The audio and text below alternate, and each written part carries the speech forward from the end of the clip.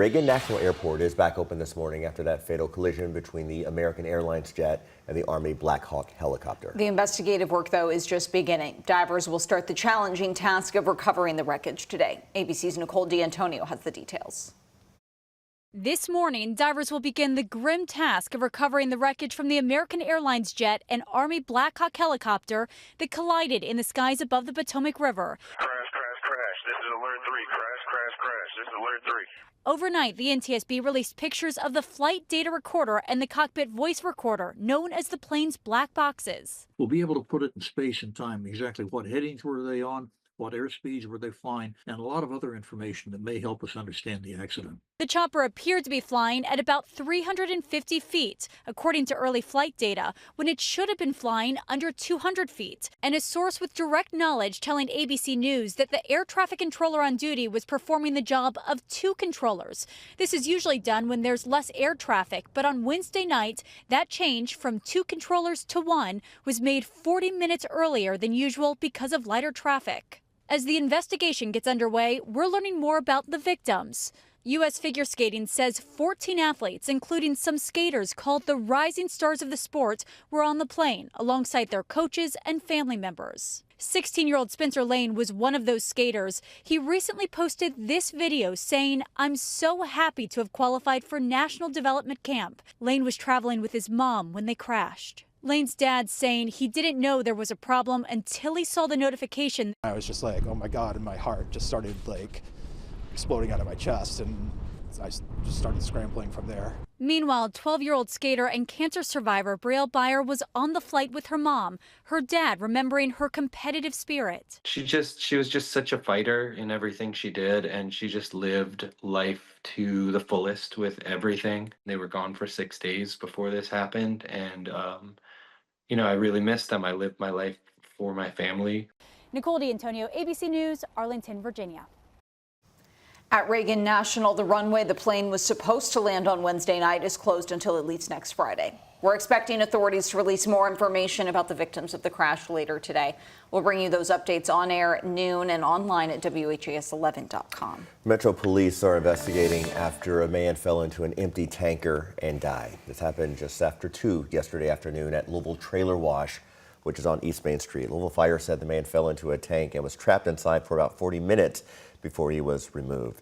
He was taken to a local hospital where he later died. The Clarksville Fire Department is investigating a deadly house fire. Early yesterday morning, crews responded to a duplex on Harrison Avenue, finding it consumed by heavy fire. One person was found dead in the home. The cause of the fire is still under investigation. A Louisville group is addressing gun violence by putting the people personally affected by it at the forefront.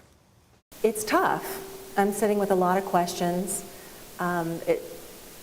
This is a place where I want to show up. If I can be one voice that can advance a critical issue like this in our society, I want to be part of that. Marianne Elliott was among the speakers at last night's community conversation organized by Parents Against Violence Engagement, or PAVE. Her husband Tommy was killed in the shooting at Old National Bank nearly 2 years ago.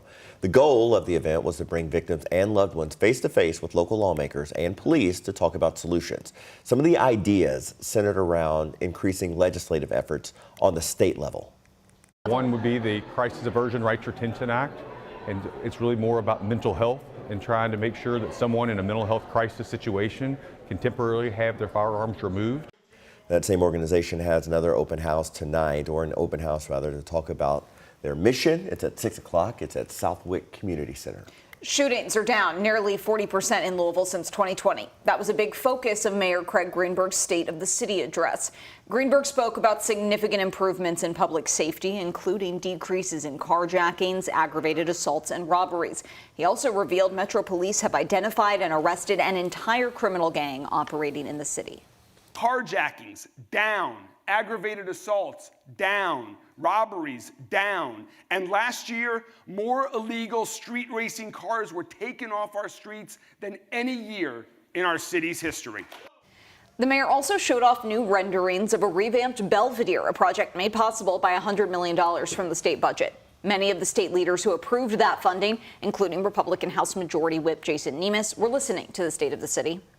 We think our mayor's on the right track, and so he's going to enjoy our support as long as he's fighting for the things that we believe in. Now, Greenberg is asking for even more state funding and legislative help in 2025, but Nemes says the priority is to see progress with the money already appropriated, like for the Community Care Campus project. He says lawmakers likely wouldn't address more funding until the next budget cycle. After years, both the Algonquin and Camp Taylor swimming pools in West and South Louisville are getting ready to open back up. Mayor Greenberg shared in his State of the City address that they'll be open this spring. Visitors will see new amenities like additional slides and shaded areas. Both pools have spent the last year undergoing renovations.